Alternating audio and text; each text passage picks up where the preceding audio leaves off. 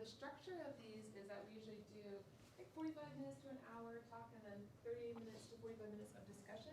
At the beginning of the discussion period, we'll prioritize questions from students. So if any students have questions, feel free to go at the beginning of that session. We are joined today by Dr. Toby Napoletano, who is a lecturer here actually, so it's a short trip to campus. Kind of, yeah. Well, hopefully it was. Relatively speaking, yeah. A relatively short trip to campus. He is an expert in a lot of different topics in philosophy, but he teaches classes here on political philosophy, like human rights and in the class of political philosophy. Has a number of publications on that topic, and this is related to his research interest. So please join me in welcoming Dr. Toby Napoletano. New stuff. So thank you all for taking the time to be here on the Friday before finals week. You are officially real ones for doing that. But I think your efforts will be rewarded. I've got some, what I think are some surprising arguments for a counterintuitive thesis, which to me is sort of one of the more fun things about philosophy when you get a kind of unexpected argument for something that you never would have considered before. So I hope that's the case. And if I don't convince you of anything, then in Q&A, you can tell me why I'm wrong. And that's bound to be fun for you too, so you're going to have a good time, I guess. Okay, so let me start with a simple observation. Most people tend to think that the wage that you get at a job or that you command in the marketplace is not necessarily a just one. Right? So obvious cases of this will be things like sweatshop labor or pay gaps. Right? So in the case of sweatshop labor, we have someone who's doing a really difficult, maybe dangerous, onerous, tedious job. They might be barely getting enough to survive, and we tend to think that that's unjust. You should be paid more. In the case of pay gaps, like a gender pay gap, you might have two people or two groups who are doing the same work, and it seems like justice requires that, in that case, you get the same wage or something close to it. Now, the question is, what makes those things unjust, right? An intuitive explanation is that, well, in both of these cases, there's failures to get what you deserve, right? In the case of the sweatshop, someone who's doing such difficult or dangerous work deserves to be paid more. In the case of pay gaps, you might think, well, if two people are doing the same work, you deserve the same wage, right? So if you're getting a different wage, at least one group is failing to get what they deserve, and that's unjust. So that would be an example of meritocratic thinking about distributive justice. So this is the idea that when it comes to things like the distribution of income and wealth, people should get what they deserve. And then, of course, it's a difficult question as to what makes you deserving and how much you deserve and so on. And this kind of thinking is pretty ubiquitous. In fact, anecdotally, this seems right to me. And there's some empirical research as well that suggests that most people think about distributive justice in this way. The one outlier group there is political philosophers, the people who study distributive justice. In political philosophy, meritocracy is actually an extremely unpopular view, which is fascinating because everyone else seems to think in that way. I could say more about why later, perhaps. Despite that, there's been a little bit of a revival in meritocratic theories of justice and also some new critiques of meritocratic theories of justice. And I've been one of the people in the literature who's trying to shovel dirt back on these meritocratic theories of justice. And so the talk today is part of that effort. And I intend to go at one of the core theses that this conception of distributive justice depends on. And in particular, I want to argue, perhaps surprisingly, that wages are not deserved at all. Or maybe a better way to put that would be wages are not the kind of thing that are typically deserved, something like that. Now, I should stop and say that it does not follow that you should work for free. That's clearly not what I'm going to argue. My thought is desert is the wrong concept to think about here when we're thinking about justice and wages. So if wages are not deserved, then basically the meritocratic theory of justice and wages is false, right? The just wage is not the deserved wage.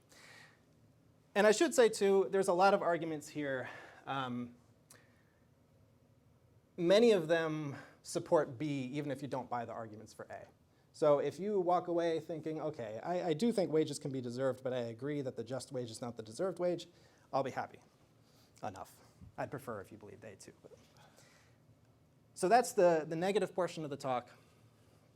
The positive portion is intended to fill an explanatory gap, right? So if you buy my arguments in part 1 here, you might be worried, well, like, wait a minute, if wages aren't deserved, then how do we explain how things like sweatshop labor and pay gaps are unjust, right? We want an explanation for that. And I think that appealing to theories of dignity actually just give better explanations all the way around. And so I intend to show how appealing to those theories can give us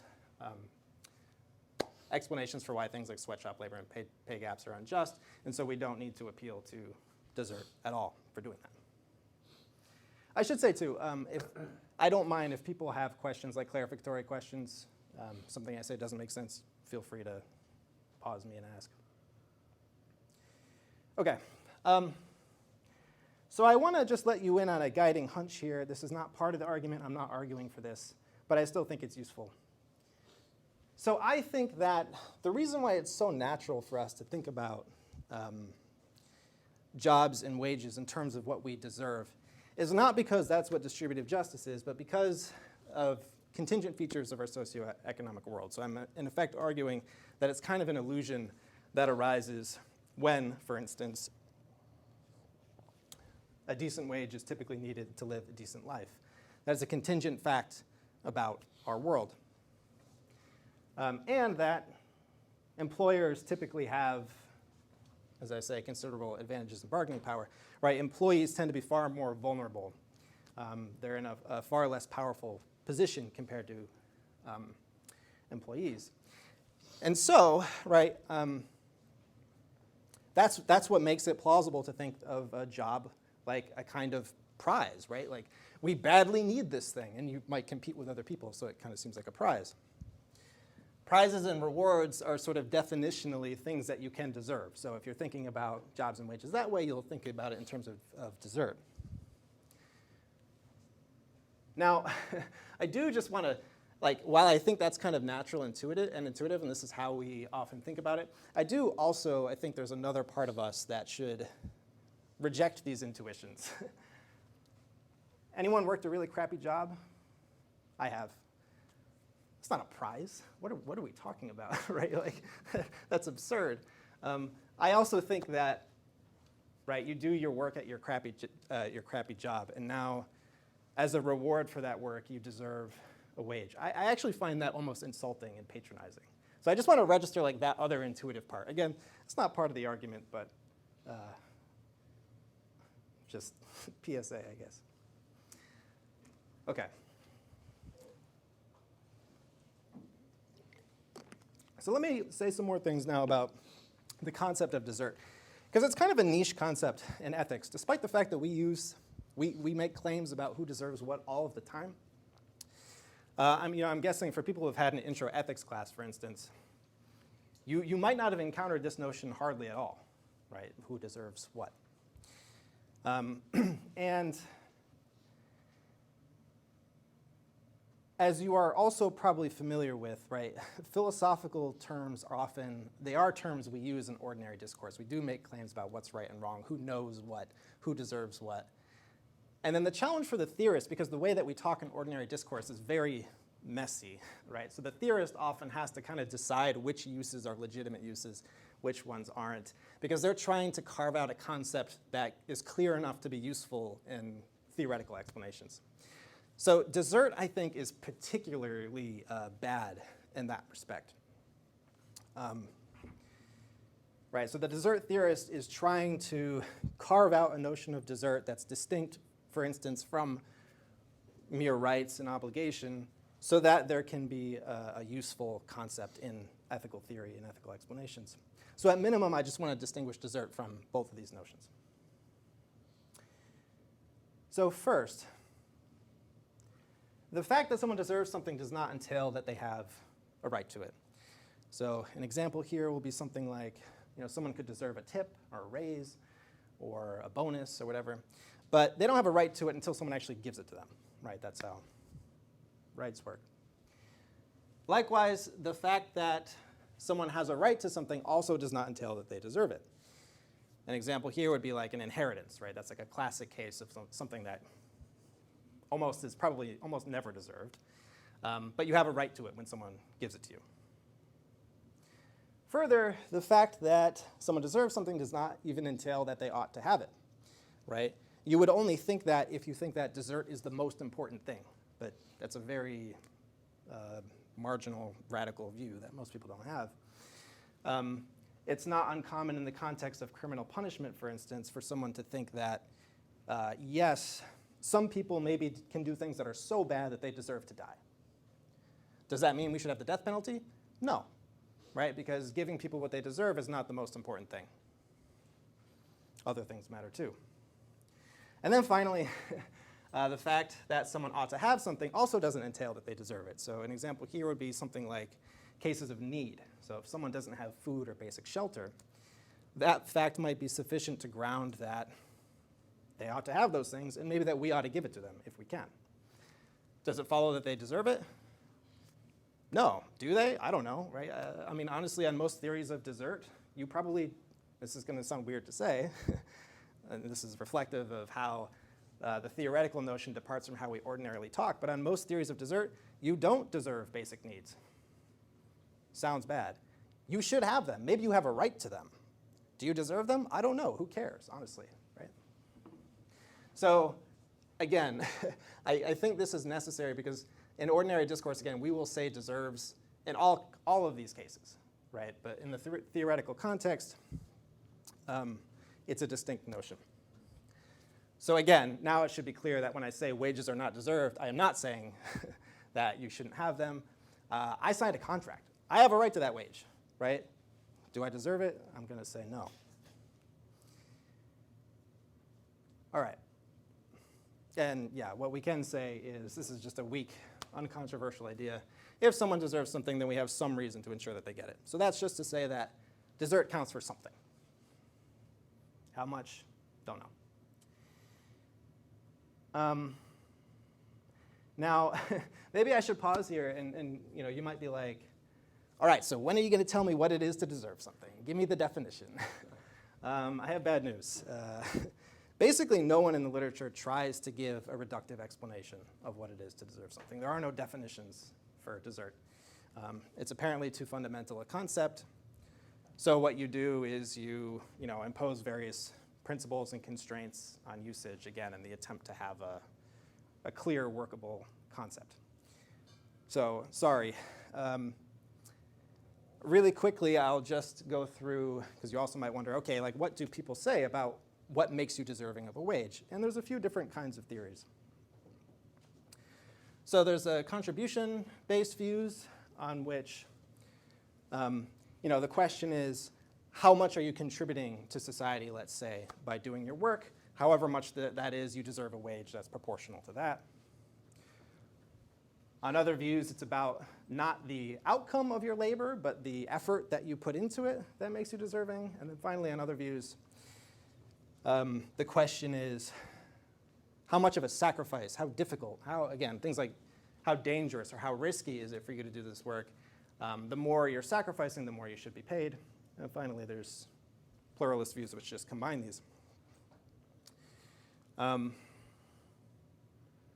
Worth noting, just as an aside, none of these views justify purely market-based distribution of wages, but in any case. My argument doesn't require that we go through the details of these, thankfully. But one thing that is worth noting is just that on all of these views, the wage that you deserve is sort of internal. It's just about the relationship between your labor itself, right? How much effort was it? How difficult was it? And the wage. So there's just a requirement that there be a kind of proportionality there. But on all of these views, they're completely insensitive to broader features of context. And that will be relevant later on. All right, so next question. Unfortunately, now we have to go into the metaphysics of wages. What is a wage?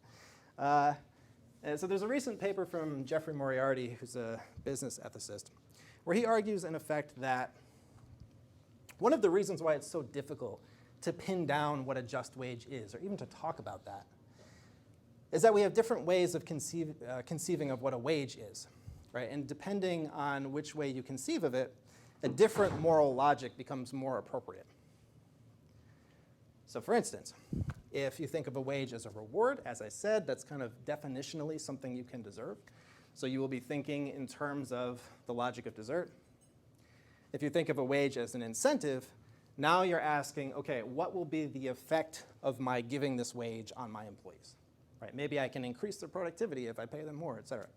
So in that case, you're thinking like a consequentialist, right? What are the future consequences of giving this wage? Whereas desert basically only ever looks backwards. What did you do to deserve this thing, right? And then finally, you might think of a wage like an economist. It's just the price of labor, right? In which case, you might be thinking in terms of rational self-interest, supply and demand, et cetera. Now, my argument entails that wages are not rewards, so I can't accept this. These are not all legitimate ways of conceiving of a wage, on my view. So one thing that's interesting, though, is it seems to me that not all of these conceptions of a wage are metaphysically on a par. Being a price seems to be what is essential to being a wage. That's what's metaphysically fundamental. In other words, right, what is a wage? It's one half of a particular kind of economic exchange, the economic exchange that we refer to as employment, basically, right? I'm trading labor for money. And so my thought is, right, if something is not money or some other benefit traded for labor, it's not a wage. Whereas reward and incentive are kind of functional roles that it may or may not occupy. So my method then is to ask, okay, let's just think of wages in this metaphysically fundamental way. And if we do that, can we square this idea with the idea that wages are deserved? And what I'm going to argue is that if you think of wages this way, then there's a couple of principles that are kind of natural. But if you accept those principles, you get all kinds of weird, problematic consequences. And so it's a kind of reductio argument, right? You should reject the idea that wages are deserved. I should say, too,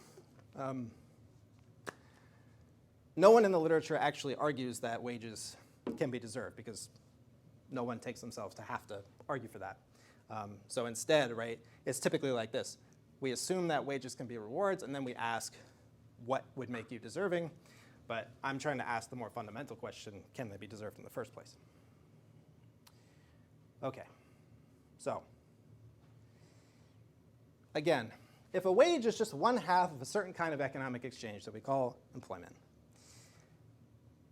the first principle that I think is kind of natural is what I call the generality principle. So it says, if wages are deserved, then parties to other kinds of economic exchanges can deserve what they get in those exchanges as well, right? So this basically asks, what is special about employment as an economic exchange such that desert operates within that kind of exchange but not other ones? So if wages are deserved and the generality principle is true, then it would follow more or less that when we buy things, for example, this is another kind of economic exchange, right? We don't call it that, but we're trading money for goods, right? Suppose we pay a fair price, whatever that is. It would seem to follow that we deserve the things that we buy. So actually, it would be useful data for me if I could just ask you guys. I've stacked the deck. But do you think it's true that when you buy something, you then deserve it? I'm just curious. Like, hand if you think yes. It's totally fine if you think yes. I'm just curious. Okay, anyone who thinks no? What does deserving mean again, roughly? I told you, we don't have that, Jeff. We don't know. So I'm just asking, well, I'm asking you to use your own notion of desert, whatever it is. Would you apply it in that case? Yes. You want principles. Look, I don't have them for you. It's not my fault. This is the literature. Okay, just curious. So I think that's a counterintuitive idea. I don't think it's the most problematic consequence in the world. I think someone could just accept this if they wanted to. I don't think that's how we normally talk. If we wanted to give a cheeky kind of reductio from this, we could do it this way. We could say, all right, suppose the billionaire pays a fair price for a yacht, whatever that is. By assumption, then, they would deserve the yacht. However, no one deserves a yacht, so we should reject the initial assumption. It's a cheeky argument, but OK. So again, that's not the worst consequence in the world, but I think it is unnatural. And I should note, too, the desert theorist, as I kind of suggested, is almost always interested in shrinking the legitimate uses of deserves. And I think that would be an expansion beyond ordinary discourse. So another way to bring out some weirdness here is I think there's a kind of double counting problem. So I think in the paper version, all of the examples involve buying seeds at a garden shop. I wonder why. They're about Professor Gunn and not me. But so suppose you go to the garden shop and you pay for whatever the advertised price is. Suppose it's a fair price. And so you pay for the seeds, and then the shopkeeper takes the money, they say yoink, and then take the seeds and run away and you never see them again. OK, it's an injustice. This is a gardening injustice. But what is the nature of the injustice there? It's a simple fraud case, right? Or something like theft. You had an agreement that you would, or implicit or explicit, that you would exchange the advertised price for the seeds. They have failed to uphold that part of the agreement. You probably have a right to the seeds at that point, and it's been violated. But if the generality principle is true, then actually there's another injustice. You also failed to get what you deserve there, right? And on the meritocratic view of distributive justice, that would be another injustice. They won't reject that fraud as a source of injustice. You would have to add this. And it just, in this case, it seems like the injustice is just fully explained by calling it fraud, which doesn't appeal to desert at all, and it just seems gratuitous to add additional explanation for an additional injustice. So I think this is a little bit worse than the previous consequence. Now, you might be like, well, wait a minute. There's an interesting disanalogy between this case and the case where you fail to get what you deserve in the context of wages. Namely, while there is plenty of wage theft, and probably much more than we appreciate, here's a simple way to get less than you deserve at a job. Agree to do it. Right? That's probably how most sweatshop labor works. Provided people aren't forced into it, there's an agreement. I will work for this, which probably is less than I deserve. So one thought here in response to me might be like, OK, so maybe it's essential that we retain the idea that wages can be deserved so that we can explain why you can have an injustice even when you agree to that. Right? So I agreed to get less than I deserve. We still want to say that that's unjust. But is it actually right that getting less than you deserve is always an injustice in purchases or wages? In the sweatshop case and the pay gap case, we'll say sure. But what about some other cases? So let's consider in the context of purchasing real quick. So assuming the generality principle is true. So this would be me this time, not Professor Gunn. Suppose I'm at the gardening mega mall, right? It's just all these garden shops. I don't know why they would do that. It seems probably foolish. And there's lots of reasons. But I'm lazy or whatever. I think it would be funny to go to Greedy Gardens, right? Who calls their store that? And I buy overpriced seeds from Greedy Gardens. OK. So intuitively, is there any injustice there? I actually don't think there's anything going wrong in that case. What we have is, at least from the standpoint of justice, you can criticize my shopping habits, but what we have is apathetic consumption and bad business, which should be no surprise. Look at the branding. They are not long for the gardening game with a name like that, right? So the meritocratic view of distributive justice predicts here that, right, again, if the generality principle is true, this should be an injustice, but it doesn't seem to me like there is anything unjust here. And in fact, we don't, oh, I should emphasize this. This is not price gouging or exploitation. Why? There's lots of other totally reasonable alternatives right there. That's why it's just bad business. They're not taking advantage of me. They're just doing a bad job of being a garden shop. And I think you actually get a similar result in the context of employment also. It's just a much more unusual case, so we tend not to think about it. So imagine this case. I see now that this is a wildly implausible example because it's about me. So make it about someone else, someone whose skills are very much in demand. So they have job offers from a number of employers, but they're independently wealthy, so they don't really care how much money they make at the job at all. You might ask, well, why would they want to work the job? I don't know. Ask them. It doesn't matter. Maybe they just like it. So, and suppose that many of the employers can offer this person whatever it is that they deserve in the form of a wage. But one of the employers just can't afford that. So they make an offer. They know it's less than the others, but they make it anyways. But this person, for whatever reason, chooses to work for less than they deserve. Okay. Is there an injustice in that case? Once again, I don't see it. It doesn't actually seem like anything is going wrong here. But again, right, notice if I'm right that this is an injustice, the broader features of context very much matter to our intuitions about what's just and unjust. But the desert-based theory is going to be like, doesn't matter. This is their labor. This is how much they deserve. This is an injustice because they're getting less than that. Just said all of that. Or what about this case? Employer overpays all of its employees for whatever reason. By definition, if by overpay, let's say we mean getting more than is deserved, is there an injustice here? I think typically, if anything, we would celebrate that case, right? So on the meritocratic view, getting less than you deserve is unjust, but also getting more than you deserve is unjust. You are supposed to get what is deserved. Okay, so that's sort of the first set of puzzles from that generality principle. Now I move to what I call the symmetry principle.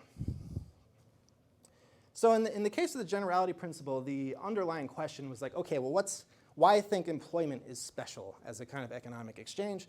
Why not think about other kinds of exchanges as well? The symmetry principle asks, what is special about the employee's position in the trade that we call employment, right? Let's suppose if all goes well, it's a fair trade. If wages can be deserved, then one participant in the trade can deserve one part of the trade. But why not the other, right? So the symmetry principle says, well, if one of them can deserve what they get, both can. Now, what does this mean? Well, in the context of employment, when you work your crappy job, you deserve a wage. But guess what? The employer deserved your labor too, right? They deserved that you did that. I think that's a more troubling consequence. It's certainly not, I was going to say, not something people typically say. Maybe employers do, right? Employers would be like, yes, you're right. I've been saying this all along. But for the rest of us, this seems very counterintuitive. I give it the double question mark, which incidentally means the same thing both in linguistics and chess notation, which is basically, what is that? And I can tell you from correspondence with other people who write about desert, they wouldn't be happy to accept this consequence. But actually, I think it gets weirder and worse. And I think the symmetry principle, combined with the idea that wages are deserved, gives rise to this goofier problem, which I call the temporality problem. So this arises when you ask, in virtue of what does each side deserve what they get? In the case of the wage, it's easy, right? So this George Scher in his 1987 book, Desert, summarizes, and he's not saying anything controversial here, he's just summarizing what everyone says in this literature. and I think most people think, you deserve your wage once the work is done, right? You couldn't deserve the wage before you do it. Again, desert always seems to look backwards. What did you do to deserve this good thing? But then, in virtue of what does the employer deserve the labor, assuming that they do? Well, if for the employee, they deserve what they get in the trade once they give up their part of the trade, so you do the labor, now you deserve the wage, then plausibly the employer doesn't deserve the labor until they pay the wage. Okay? So this is why this is goofy. There's this temporal problem here where it seems like either the labor is done first, and so the employee can deserve the wage, but then when the labor is performed, it is not deserved by the employer because they haven't paid the wage yet. If it happens the other way around, then the labor could be deserved, but not the wage. So if that's right, the symmetry principle combined with the idea that wages can be deserved actually just leads to contradiction, right? So it says if one person can deserve what they get, they both can. Oh, wait, only one can, right? Now, you might say here, like, well, wait a minute, like, suppose the labor's done first. Okay, then the employee deserves the wage. And while the employer does not deserve the labor when it is performed, when they pay the wage, they come to deserve that the labor was done, right? That might be a way to get out of this. But actually, that's just not how desert is meant to work. So unfortunately, I have to deal in metaphor here. I feel bad now. Jeff wants more concrete principles. I'm sorry. But right, the way it's supposed to work is like, so suppose you do something good, like, let it be, you do good work at your job. You've done something good, so there's a kind of moral imbalance, right? You are owed something good. And we're like, you deserve this money to kind of put things back in balance. Or think about it in the context of punishment. You've done something bad. Now something bad should happen to you to restore balance. In the case of employment, then again, if the labor is done first, the employee has a kind of moral imbalance in favor of them so that they now deserve the wage. And when the employer pays the wage, it just restores balance. The employee has what they deserve now. They don't deserve more. They don't deserve less. Hooray. But in that case, there was never any imbalance created in favor of the employer. So while they pay the deserved wage, at no point there does the employer deserve anything. If the wage is paid first, then you get the opposite situation. So again, that's a weird, I'm curious to know what people think of that argument, because that seems like a weird one.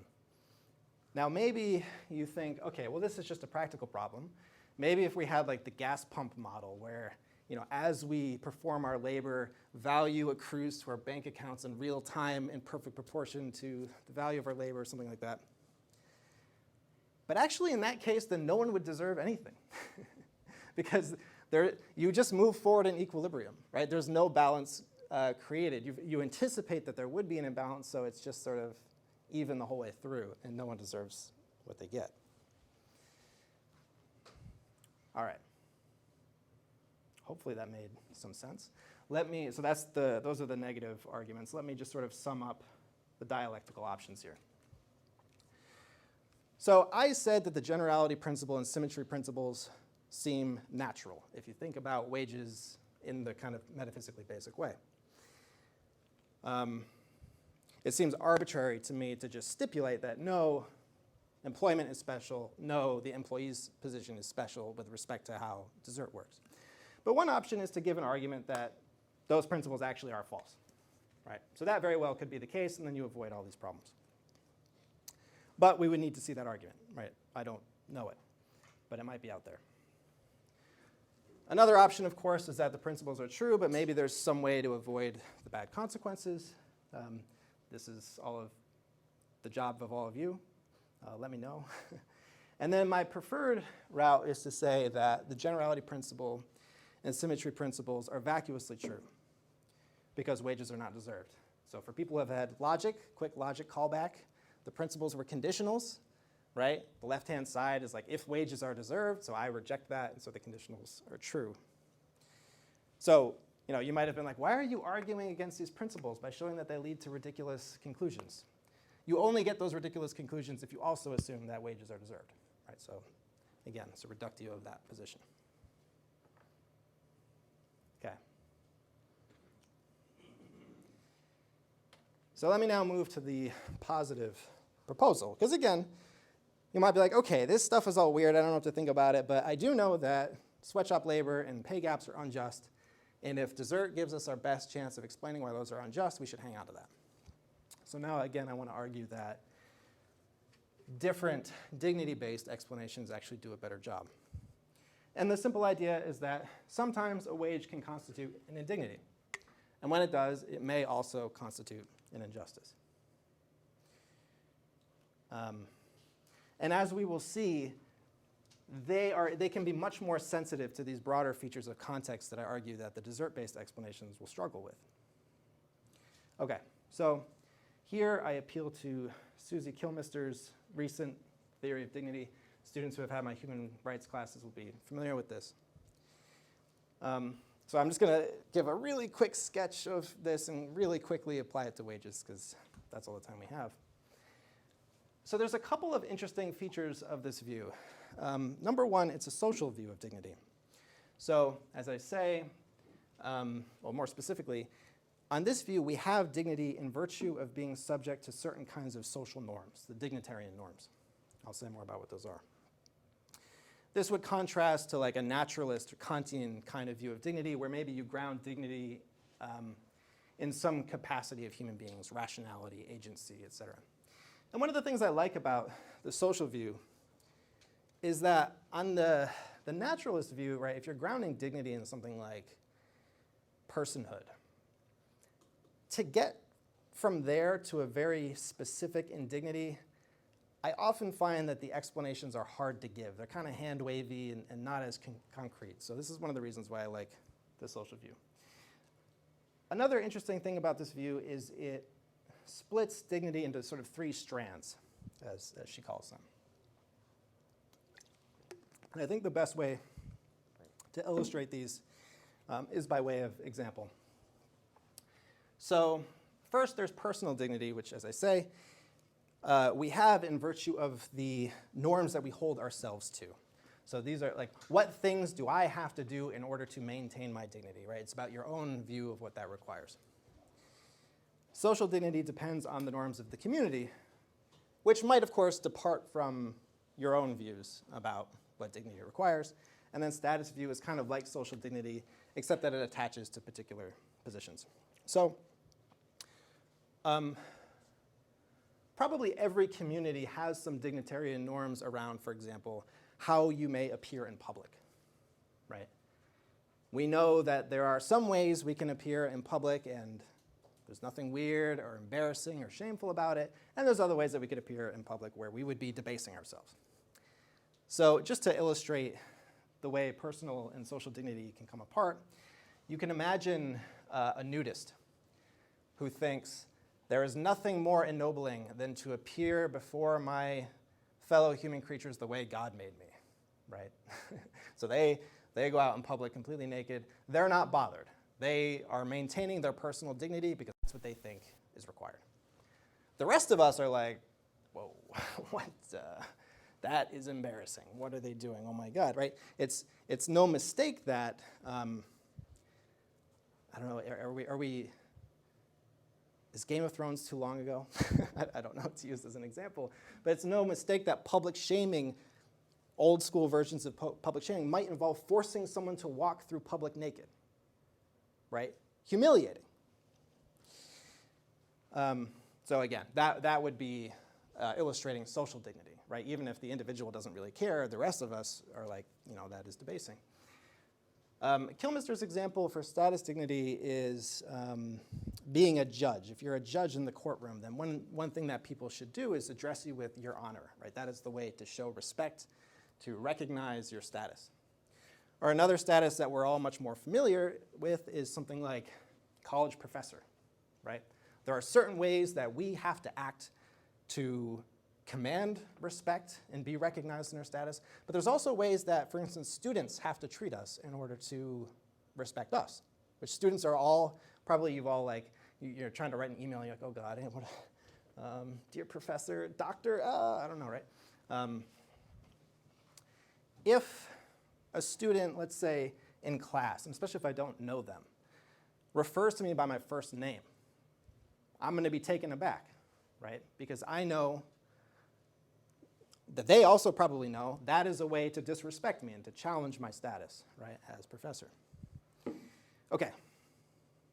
So very quick examples of different kinds of dignitarian norms. Let me say a little bit more about what makes a norm a dignitarian norm as opposed to other kinds of norms.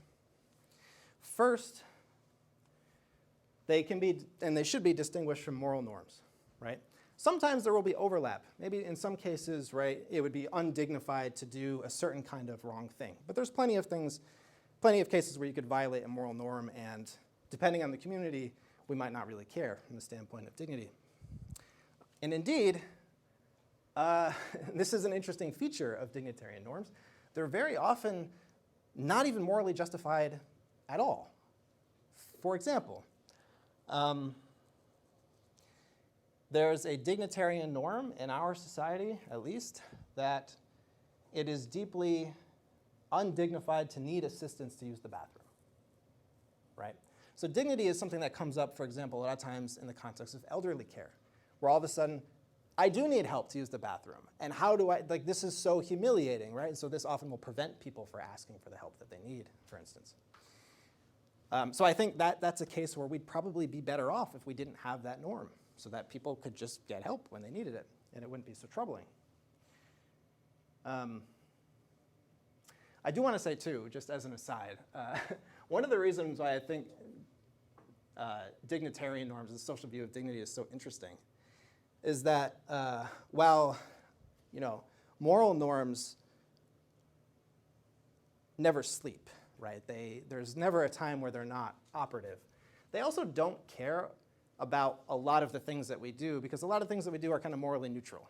So they might give you like a goal you should aim at and like some guardrails, don't do this, but there's a lot that they don't care about. Dignitarian norms, by contrast, are ubiquitous and downright intrusive, right? They even govern how all of us appear and are acting and sitting right now, right? It's just interesting stuff. Now, one thing that maybe has come up with these examples, one thing that is distinctive, maybe not distinctive, but characteristic of dignitarian norms is that when they are frustrated, when you're prevented from upholding them or they're violated, there's these characteristic emotional responses: shame, humiliation, disrespect, and the opposite, right? Feeling ennobled or raised in the eyes of the community, feeling respected. And so there's also these interesting conceptual ties to status, respect, esteem, and standing. Just going to skip that.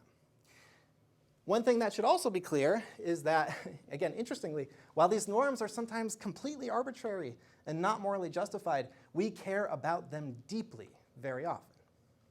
And because of that, because we have such a serious interest in maintaining our dignity, when it's violated, or again, when you're prevented from upholding dignitarian norms, it can constitute a serious social or psychological harm, and thus an injustice. Another interesting example to look at, which comes up a lot in the dignity literature, is torture, right? Torture, the aim is not necessarily, or even usually, to inflict a maximum of physical pain. Very often it's to humiliate, right? That's part of what it is to dehumanize someone, right? That's what the torturer is trying to do very often. And victims of torture will even point to those things as that was the worst part of it, right? They try to just sort of destroy my dignity. Okay, I don't have much time, I'm sorry. Let me now quickly apply this to the case of wages, and hopefully you can kind of start to see some connections. So first of all, an obvious fact about our society is that income and wealth are sources of status. We hold up and honor wealth and authority. You're so amazing. And we look down on, or if we're nice, we might pity poverty, right? And again, this is not to say every individual does it, but I think we all recognize these are general norms for how we look at these things in our society. Thus, for most, a good wage, let's say relative to social norms, is necessary for social dignity. Now, this is something that comes in degrees, right? So we all have an interest in trying to secure at least some reasonable amount of social dignity. Again, sort of standing, respect in society. And so when that is frustrated, right, that can constitute an indignity. It's worth observing that very often when workers strike, not always, but they might, it's not uncommon to see something like, we demand respect, higher wage. They might also use the language of desert, of course, which I have to disregard, but can't have it all. Right. So again, in the case of sweatshop labor, this is a frustration of social dignity. We're talking about people who are already in a position of desperation, right, which is a position of indignity. And as Kilmister notes, those are often the cases where the dignity is felt more severely, right, because I'm already struggling to sort of attain a reasonable amount of status and respect. Having a job, even if it's bad or not paying much, is probably more dignified than being unemployed, but still, I think we would countenance sweatshop labor as being a kind of indignity in this way. Now, what about the case of pay gaps? Because very often pay gaps occur well above the level of decent standard of living. I think the same social dignity explanation is relevant there. But also, here's where status dignity is really useful to think about. For us, right, receiving a certain wage might be part of what it is to occupy a certain status. In other words, right, so imagine this kind of case, just using engineers as an example, but if women engineers at a firm are paid less than their male peers for the same work, the message that is being sent there is, you're not really one of the real engineers, right? I think that'd be a very plausible interpretation of that, right? Again, being paid a certain wage is part of what it is to be recognized as being that thing, right? As having that status. So the idea would be that the status dignity as an engineer is being frustrated or violated there. And note too, in that case, right, if you're on the wrong side of a pay gap like this, I think it would be entirely reasonable to think, I feel humiliated to find out that my peers are being paid more for the same thing, which is a really interesting kind of response, right? It's not that you've done anything wrong, but nevertheless, it's a blatant kind of disrespect, it seems like, right? So, now just kind of wrapping up. I think this is one of the advantages of the dignity-based view over the desert-based view. Merely failing to get what you deserve doesn't usually necessarily prompt this kind of response. So for anyone who watches sports or any kind of competition, you know that the best team, which is taken to be the most deserving team, does not always win. Why? Because there's all kinds of luck that goes into who's winning, and luck is irrelevant to desert. So what is the natural response if the more deserving team loses? They're frustrated, they're angry, they curse their bad luck. But they don't say, oh, how humiliating, right? Or I feel disrespected. It just seems like the wrong kind of response there. Furthermore, as I said, the dignity-based explanation can handle the contingent, context-sensitive nature of wage injustice. Consider, for example, overpaying employees, paying them more than they deserve. Why don't we care about that? Why don't we think it's an injustice? Because again, sort of back to the guiding hunch maybe, usually employees are scrapping to secure a material security, but also some social dignity. The employer is usually in a far more secure position. Their standing is secure, right? Also, likewise in the case of the independently wealthy applicant who gets paid less than they deserve, why don't we care? They're good, right? Their dignity does not depend on earning a certain wage at that job. And of course, all of the weird puzzles that arose for desert don't arise in this context, or for the dignity-based views. Okay, so let me sort of stop there. Quick, total summing up. The idea that wages are deserved leads to some weird puzzles. There are these cases that I think that the meritocratic view of distributive justice just gives us the wrong result. It says too many things are unjust in these unusual cases. And I think the dignity-based explanations do a better job anyways of explaining those injustices. So I think it undermines a lot of the motivation for insisting that wages are deserved. But let me stop there. Thank you, guys.